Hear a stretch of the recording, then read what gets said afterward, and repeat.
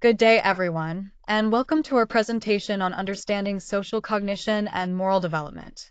Today, we will delve into the fascinating ways in which our cognitive, emotional, and cultural experiences shape moral growth and ethical behavior throughout our lives. I'm excited to explore these important foundations with you as we uncover how we develop our sense of right and wrong from childhood all the way through adulthood. Let's get started. When we talk about human social cognition, we're referring to our ability to understand not just our own thoughts and feelings, but also those of others. This includes perceiving what others are thinking, feeling, and intending, which is fundamental for how we interact socially. This skill helps us navigate the complex social world, guiding us in making essential decisions about what's right and wrong. For example, consider Jonathan Tibone Ruiz, a 10-year-old who showed remarkable prosocial courage by risking his own life to save infants and hospital staff after a gas explosion. His actions illustrate how social cognition supports positive, moral behavior. On the other hand, there's Jesse Osborne, who at just 14, planned a mass shooting driven by antisocial impulses and a lack of remorse. This stark contrast shows how deficits or differences in social cognition and moral development can lead to harmful behaviors. Together, these cases highlight the powerful influence social cognition and moral growth have on shaping human nature, inspiring acts of heroism on one end and destructive actions on the other. Theory of mind is essentially the understanding that other people have their own desires, beliefs, and intentions that influence how they behave. This is a crucial part of how we make sense of others' actions. We see the beginnings of this skill very early on, starting in infancy. For example, joint attention, when a baby and a caregiver both focus on the same object, is an early milestone showing that the infant is beginning to recognize another's focus and interest. As toddlers grow, they also start to show emotional understanding by comforting friends who are upset, which reflects a budding awareness of others' feelings. One of the main ways researchers study theory of mind development is through the false belief task, commonly known as the Sally-Annin test. This task checks if children can understand that someone else can hold a belief that is false and act based on that belief. Most children pass this test around age 4, but research suggests that implicit mind-reading skills start developing much earlier. Social experiences play a big role in nurturing theory of mind. Talking with parents about thoughts and feelings, engaging in language-rich interactions, and playing with siblings all contribute to helping children understand other minds better. Ultimately, theory of mind is foundational for mature social thinking. It allows us to take others' perspectives and engage more deeply in social relationships. When we look at theories of moral development, we see a range of perspectives explaining how our sense of right and wrong evolves. Starting with Piaget and Kohlberg, they focus on how our moral reasoning moves through stages, from simply obeying rules to avoid punishment, to internalizing social norms, and finally reaching a stage where we reason based on universal principles of justice. Freud, on the other hand, emphasizes moral emotions like guilt, which come from internalizing parental and societal standards through the superego. Bandura introduces the idea that moral behavior is learned through observing others and experiencing reinforcement, but he also points out how people can sometimes disengage morally to justify unethical actions. Evolutionary perspectives suggest morality isn't just cultural but has roots in our biology, serving to promote cooperation and social harmony, while also balancing prosocial and antisocial tendencies. Finally, Kohlberg stages provide a useful framework, showing how moral reasoning becomes more complex over time, often illustrated through real-life moral dilemmas such as decisions about mercy killing. Each theory adds an important piece to understanding how we develop our moral compass.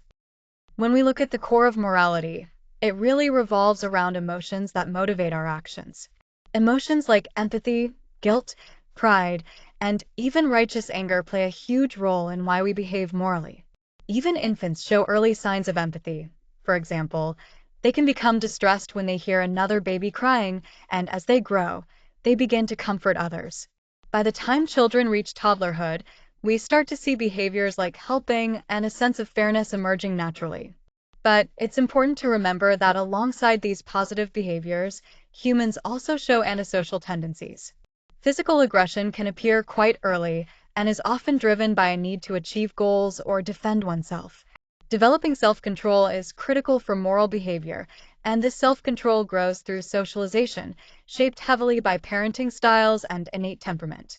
However, some individuals may develop callous unemotional traits, which means they show a lack of empathy and remorse, often leading to persistent antisocial behavior. Understanding these dynamics helps us grasp the complex nature of moral development. As we observe moral growth throughout life, we start with infancy. Even as babies, children show early signs of prosocial behaviors like helping others and an emerging sense of fairness.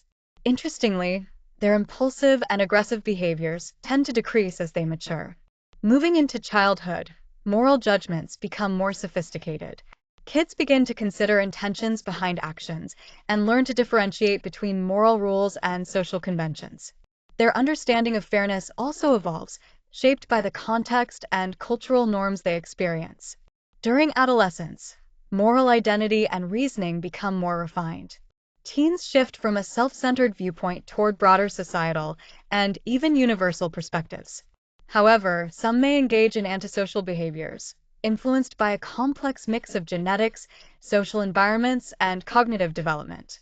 In adulthood, moral reasoning generally stabilizes or even grows further. Cultural influences play a significant role, with different communities emphasizing values like autonomy, community, or divinity.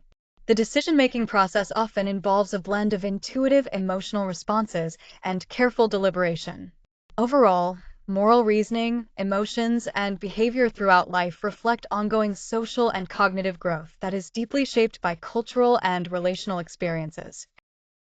When nurses work with street-involved populations, they often face conflicting values. In emergency settings, there's a strong emphasis on quickly fixing problems, but social issues are rarely simple or immediate, which can be frustrating. That's where the harm reduction philosophy comes in, especially in community settings. It focuses on reducing health and social harms without requiring abstinence, fostering trust, and respecting the individual's autonomy. Nurses also confront stigma and moral judgments that unfairly devalue marginalized people, and part of their role is to affirm each person's moral worth by providing equitable care. They support patients in making their own decisions, carefully balancing respect for autonomy with safety concerns. Strong leadership and teamwork are essential, helping nurses uphold ethical practices centered on social justice and harm reduction. Ultimately, nurses must balance the impulse to fix problems instantly with the need to support ongoing care and autonomy, recognizing that in many cases, supporting rather than fixing is the more ethical and effective approach. Ethics is woven into our everyday lives, showing up whenever we encounter moral dilemmas, whether they're big or small.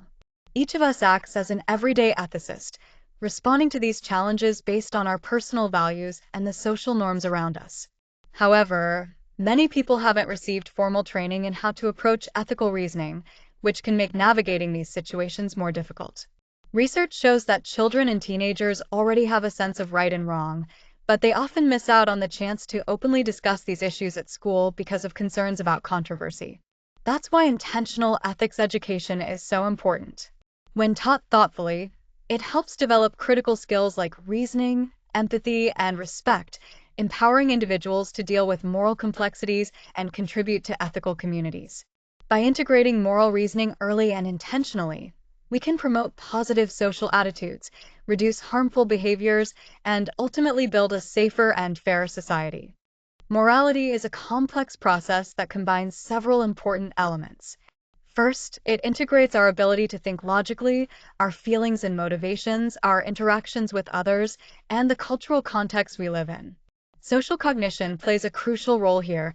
Understanding others' thoughts and perspectives helps us make moral choices. Emotions like empathy and guilt drive us to act kindly, while self-regulation helps prevent harmful behavior. Culture deeply influences our sense of right and wrong, often focusing on values like autonomy, community, or spirituality. From an evolutionary perspective, morality has helped humans cooperate and survive. Education and nurturing environments support the growth of moral understanding from childhood through adulthood.